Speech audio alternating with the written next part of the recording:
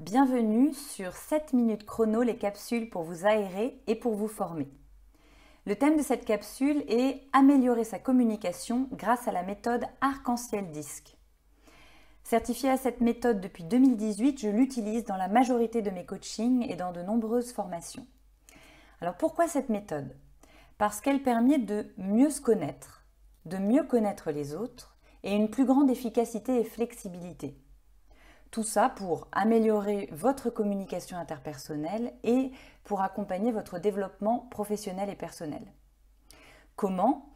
D'abord, un questionnaire en ligne avec 39 questions auxquelles vous répondez pendant une quinzaine de minutes sous l'angle du monde professionnel. Puis, un rapport, votre profil Arc-en-Ciel Disc, d'une trentaine de pages présenté lors d'un débrief d'1 heure avec un coach professionnel et envoyé à la fin de la session. Alors concrètement, qu'est-ce que c'est que cette méthode? La méthode à Arc-en-Ciel Disc s'appuie sur les travaux de 3 contemporains du début du siècle. D'abord Carl Gustav Jung, qui était médecin psychiatre suisse, auteur de l'œuvre Les types psychologiques en 1921, sur lesquels s'appuient d'autres méthodes comme le MBTI. Puis William Marston, qui était psychologue, inventeur et écrivain américain, auteur de La théorie des traits en 1928. Pour la petite anecdote, il était aussi féministe et scénariste de comics et il est notamment connu comme créateur de la super-héroïne Wonder Woman. Enfin, Edward Spranger, philosophe et psychologue allemand qui était auteur de Types of Men en 1930. S'appuyant sur ses travaux, le questionnaire original Arc-en-Ciel Disc est créé dans les années 50. Les profils Arc-en-Ciel Disc vous éclairent sur vos comportements, donc comment vous faites les choses, et vos motivations profondes, le pourquoi vous faites les choses. Je vous propose ici, dans cette capsule, de vous donner un éclairage sur le premier axe, vos comportements. Le terme disque est un acronyme. Chaque lettre correspond à une caractéristique de comportement associée à une couleur dans lesquelles vous pouvez vous reconnaître. Et vous avez tous et toutes des 4 couleurs en vous, à des intensités différentes. Les voici.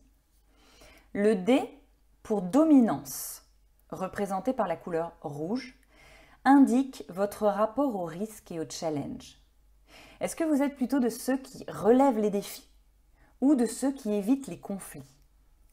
Les personnes en dominante rouge sont en général fonceuses, énergiques, rapides, directes, indépendantes et exigeantes. Leurs besoins, des objectifs et des défis. La deuxième lettre de disque, c'est le I pour influence, représentée par la couleur jaune. Elle indique votre rapport aux autres. Est-ce que vous êtes plutôt de ceux qui cherchent à influencer ou de ceux qui sont sceptiques et logiques? Les personnes en dominante jaune sont en général expansives, enthousiastes, communicatives, démonstratives, sociables et toniques. Leurs besoins, être reconnus par les autres et interagir. Ensuite, nous avons le S pour stabilité. Représenté par la couleur verte, elle nous indique votre rapport au rythme. Est-ce que vous êtes plutôt de ceux qui recherchent l'harmonie ou de ceux qui recherchent le changement? Les personnes en dominante verte sont en général attentionnées, calmes, coopérantes, patientes, modestes et fiables. Leurs besoins, servir et être utile, et un grand besoin de cohérence. Et enfin, la dernière lettre, le C pour conformité, représenté par la couleur bleue, qui nous indique votre rapport au cadre et aux procédures. Est-ce que vous êtes plutôt de ceux qui respectent les règles ou qui les contestent de façon intrépide? Les personnes en dominante bleue sont en général précises, réservées, formelles, analytiques, prudentes et réfléchies. Leurs besoins, se conformer à des standards. Grâce à cette grille de lecture, vous avez les clés pour vous comprendre davantage. Quelles sont à votre avis vos couleurs dominantes? Et du coup, quels sont vos besoins qui sous-tendent ces comportements? Cet outil vous donne aussi toutes les clés de compréhension pour décoder l'autre et adapter votre communication. Par exemple, si vous êtes en dominante bleue, et que vous devez faire un feedback à une personne en dominante jaune. Voici quelques points d'attention. Soyez spontané, simple et amical. Valorisez-le, montrez-lui en quoi vous l'appréciez parce que c'est important pour lui.